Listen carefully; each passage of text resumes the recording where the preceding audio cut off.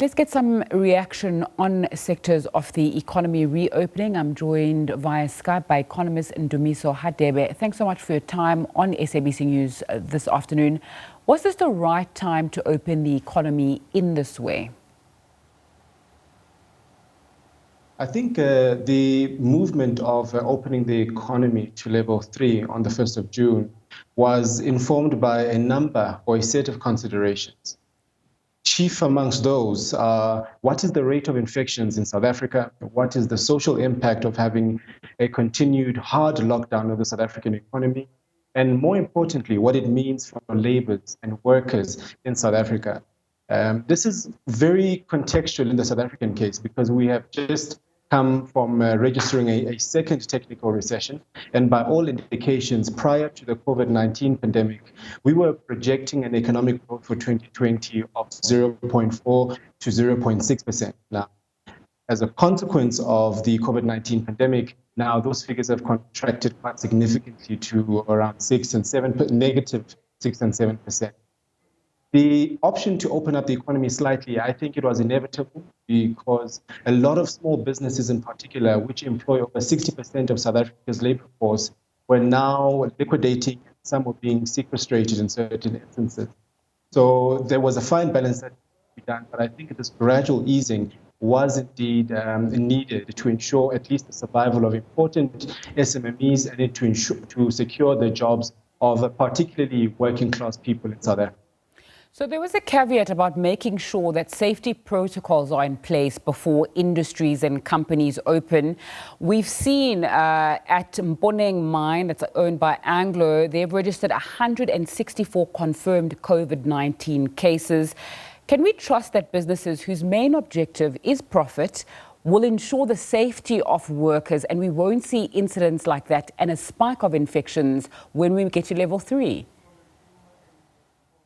Well, I think part of the risk-adjusted strategy and the risks that are associated with the easing down of economic regulations is that we were bound to see a spike in the new infections and new transmissions, particularly in the workplace, as you've just quite rightly mentioned at Anglo Ashanti.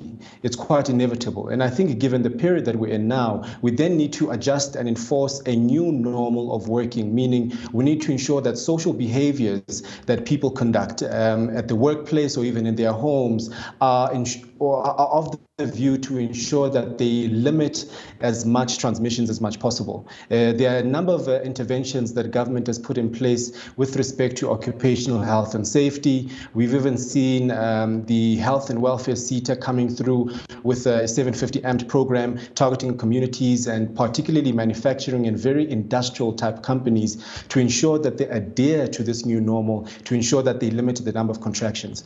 In South Africa, we still do anticipate a spike in new infections at about August, September, there or thereabout.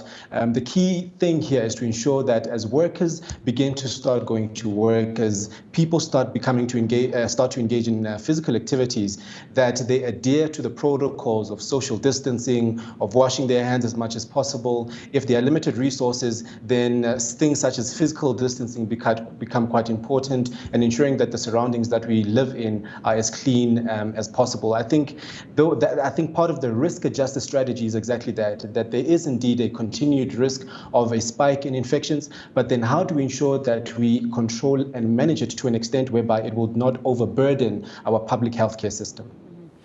So we know that one of the industries that isn't going to be opened come June the 1st is tourism. It's contributed about 3% to GDP last year. That sector is still closed.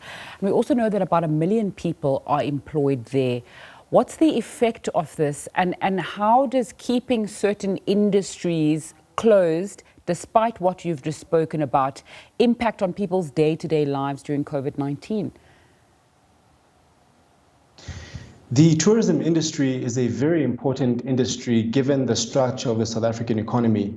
Oftentimes, we find that folks who might not have post-schooling education often fall within the tourism sector, and that is a huge bulk of the South African population, and it is a huge bulk of South African young people, particularly when we look at a figure that we refer to as the NEET rate, the not in employment education or training. That particular bulk of young people formulate over 54% of South Africa's young people. And those are the ones that are most affected by the tourism industry not being open as a consequence of that.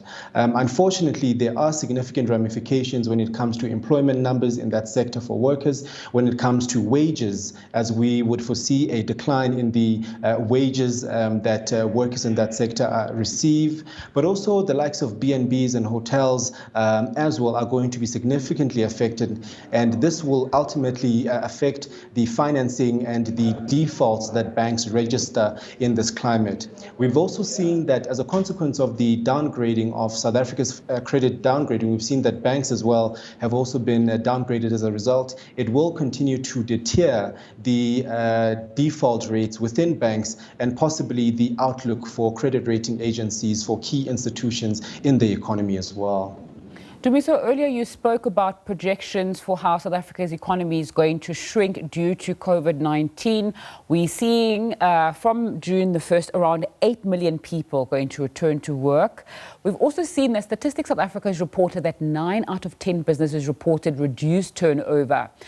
So how long practically do you think that it's going to take our economy to move in a significant way? And is that something we can even predict?